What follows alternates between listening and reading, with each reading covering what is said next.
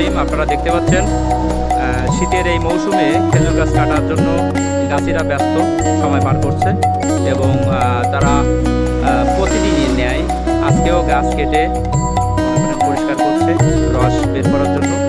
শীতের আপনারা জানেন যে খেজুরের রস এবং গুড় খুবই আনন্দদায়ক এবং খুব মিষ্টি একটা খাবার।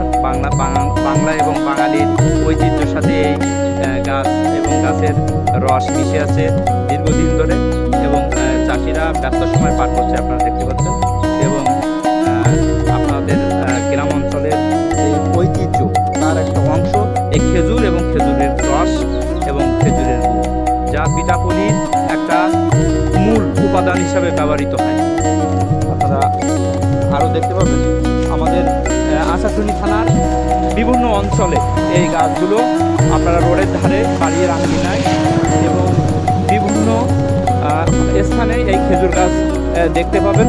এবং এটা হলো মানুষের দৈনন্দিন জীবনের একটা অংশ সাথে মিশে গেছে। এই শীতের মৌসুমে খেজুরের পায়েস খুবই সুস্বাদু। নারকেল দিয়ে খেজুরের পায়েস রান্না করলে মানুষের মুখে লেগেই থাকে এবং আপনারা খেজুরের পায়েস পছন্দ করেন না এমন লোক খুবই কম আছে, কারণ এটা মানুষের খুবই সুস্বাদু একটা খাবার হিসাবে ব্যবহৃত হয়।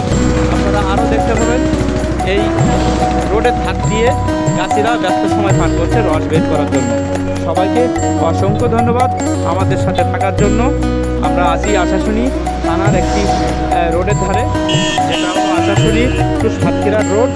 এই রোডের সীমানা ধার দিয়ে এই গাছগুলো অবস্থিত এবং এখানে পর্যাপ্ত পরিমাণ খেজুর গাছ রয়েছে, যা 20 থেকে 30 ফুট লম্বা হয়েছে।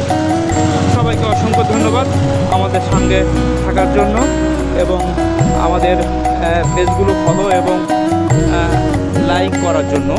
আপনারা অবশ্যই অনুপ্রেরণা যোগাবেন আমাদেরকে বেশি বেশি করে, যাতে আমরা ভবিষ্যতে আরও নতুন নতুন ভিডিও নিয়ে আপনাদের সামনে উপস্থিত হতে পারি।